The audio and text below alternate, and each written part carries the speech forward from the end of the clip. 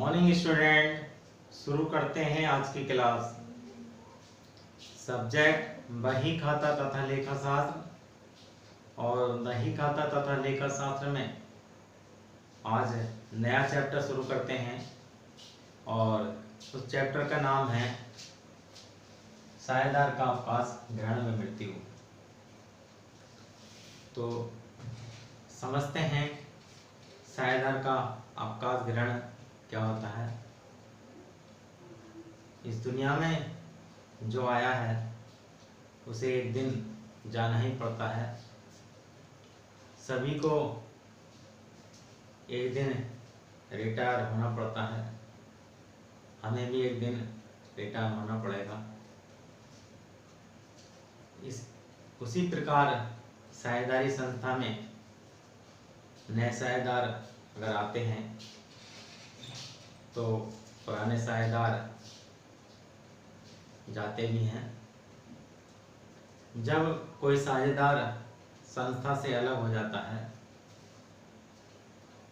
साझेदारी संस्था से अपने संबंध विच्छेद कर लेता है, साझेदारी संस्था से पृथक हो जाता है, तो उसे साझेदार का अवकाश ग्रहण कहते हैं।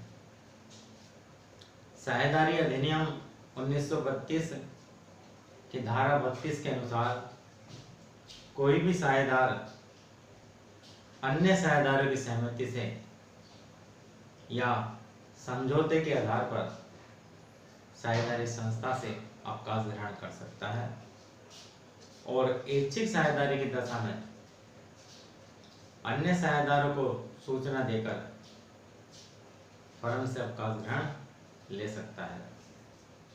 इस प्रकार साझेदारी फर्म से किसी साझेदार का अलग होना, पृथक होना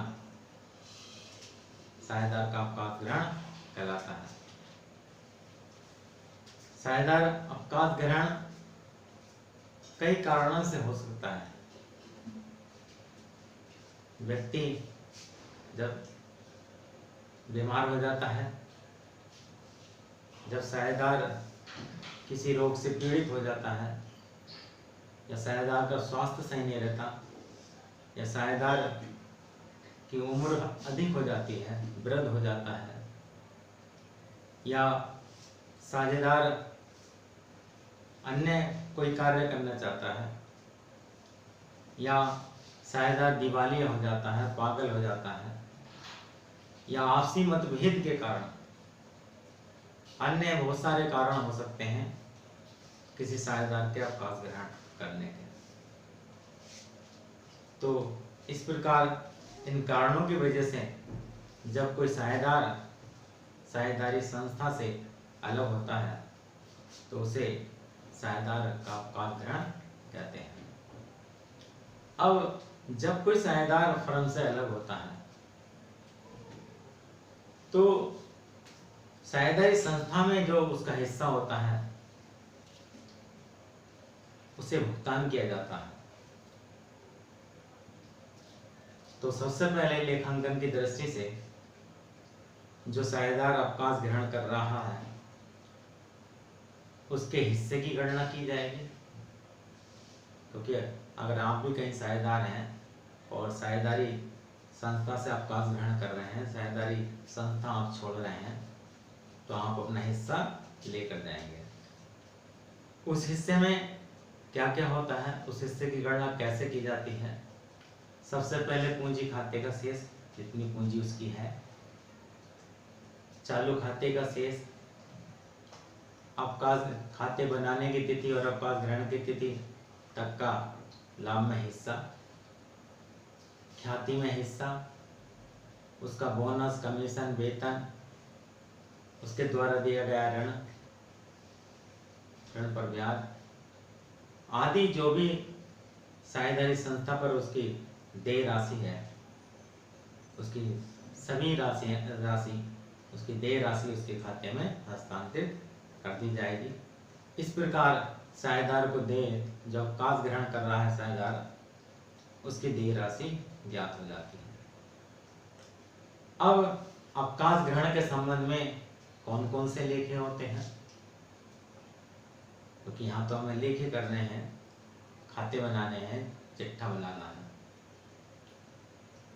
तो साझेदार के अवकाश ग्रहण के संबंध में यदि संपत्तियों का और दायित्व का मूल्यांकन होता है, उनका पुनर्मूल्यांकन होता है, तो संपत्ति और दायित्वों के पुनर्मूल्यांकन के संबंध में लेखे साझेदारी परिवेश की भांति होते हैं।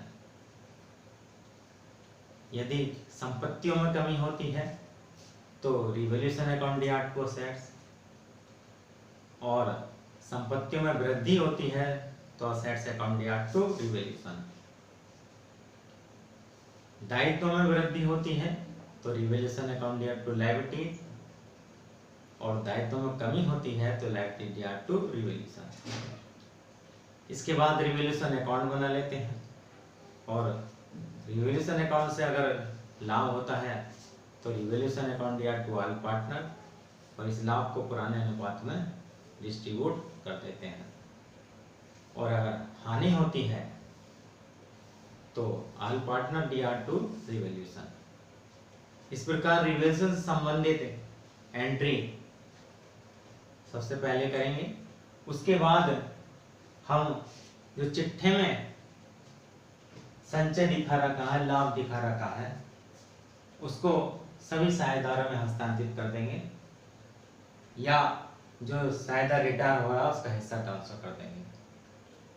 तो ये एंट्री हो जाएगी profit and loss account DR, general reserve account DR, other reserve and fund DR to all partners capital account being amount transfer.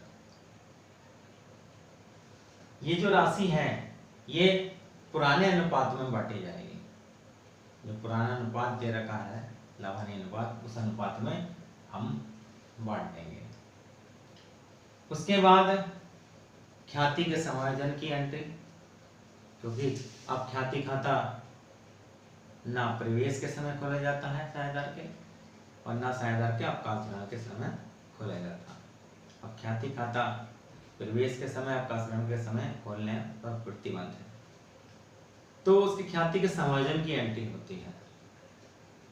समायोजन के लिए क्या करते हैं, सबसे पहले साझेदारी फर्म की कुल ख्याति निकाल लेते हैं, और उसके बाद उसके हिस्से की ख्याति निकाल लेते हैं, और उसके हिस्से की ख्याति जो बचे हुए साझेदार हैं वह साझेदार उसको लाभ प्राप्ति अनुपात में समायोजित कर लेते हैं। अब ये लाभ प्राप्ति अनुपात क्या है, जिसको गेनिंग रेशो कहते हैं अंग्रेजी में। जैसे साझेदारी परिवेश में त्याग अनुपात था, उसी प्रकार यह ख्याति का समायोजन लाभ प्राप्ति अनुपात में होता है। लाभ प्राप्ति अनुपात क्या होता है, जब कोई साझेदार साझेदारी संस्था से अवकाश ग्रहण करता है तो उसके हिस्से को शेष साझेदार प्राप्त करते हैं, और इसी को लाभ प्राप्ति अनुपात कहते हैं। लाभ प्राप्ति अनुपात का सूत्र होता है नया लाभ-हानि अनुपात माइनस पुराना लाभ-हानि अनुपात। गेनिंग रेशो बराबर new PL ratio minus old PL ratio. तो इस प्रकार ये लाभ प्राप्ति अनुपात ज्ञात हो जाता है। और लाभ प्राप्ति अनुपात का प्रयोग क्या होता है, ख्याति के समायोजन के लिए लाभ प्राप्ति अनुपात का प्रयोग किया जाता है। तो ख्याति के समायोजन की एंट्री क्या होती है, continuing partners capital account DR, जो रिमेनिंग पार्टनर है जो कंटिन्यू व्यवसाय को कर रहे हैं, continuing partners capital account DR to retiring partners capital account. जो बचे हुए साझेदार हैं, मान लीजिए ए बी सी पार्टनर है, तो सी रिटायर हो गया तो यहाँ लिख देंगे A capital DR, B capital DR to C capital. और ये लाभ प्राप्ति अनुपात में, लाभ प्राप्ति अनुपात ध्यान रखेंगे, लाभ प्राप्ति अनुपात हम पहले निकालेंगे, और निकालने का जो सूत्र आपको बताया है वही सूत्र होगा, ठीक है। और उस अनुपात में अगर किसी साझेदार का लाभ प्राप्ति अनुपात 0 आता है या नकारात्मक आता है, नेगेटिव आता है, तो उसको यहाँ डेबिट नहीं करेंगे। जिन साझेदार का लाभ प्राप्ति अनुपात निकल कर आता है उन्हीं साझेदार को हम डेबिट करेंगे। तो इस प्रकार ये एंट्री हो जाएगी आपकी रिमेनिंग पार्टनर या कंटिन्यूइंग पार्टनर्स कैपिटल अकाउंट या to retiring partner capital account being goodwill amount adjusted. उसके बाद अवकाश ग्रहण करने वाला जो साझेदार है उसका हम भुगतान कर देंगे। उसका भुगतान हम नगद में भी कर सकते हैं, उसका भुगतान चेक द्वारा भी कर सकते हैं, और उसका भुगतान हम न करके उसके खाते में उसकी राशि को ऋण के रूप में हस्तांतरित कर सकते हैं। तो उसके संबंध में क्या एंट्री होगी? रिटायरिंग पार्टनर्स कैपिटल अकाउंट या टू कैश अकाउंट या बैंक अकाउंट। नगद भुगतान करना है तो कैश अकाउंट, और चेक द्वारा भुगतान करना है तो टू बैंक अकाउंट। और टू रिटायरिंग पार्टनर्स लोन, अगर लोन में हम इसको कन्वर्ट कर रहे हैं, नगद में भुगतान नहीं कर रहे, संस्था के पास इतना पैसा नहीं है, तो उसकी राशि को लोन में ट्रांसफर कर दिया जाता है, ऋण खाते में हस्तांतरित कर दिया जाता है। और बीइंग पेमेंट मेड, तो इस प्रकार ये एंट्री होंगी। इसके बाद आप खाते बना लेंगे, revolution account, partners capital account, cash या बैंक अकाउंट और बैलेंस शीट है। तो प्यारे बच्चों, आज आपके समझ में आ गया होगा कि साझेदारी अवकाश ग्रहण किसे कहते हैं और उसके संबंध में क्या क्या लिखे होते हैं। धन्यवाद।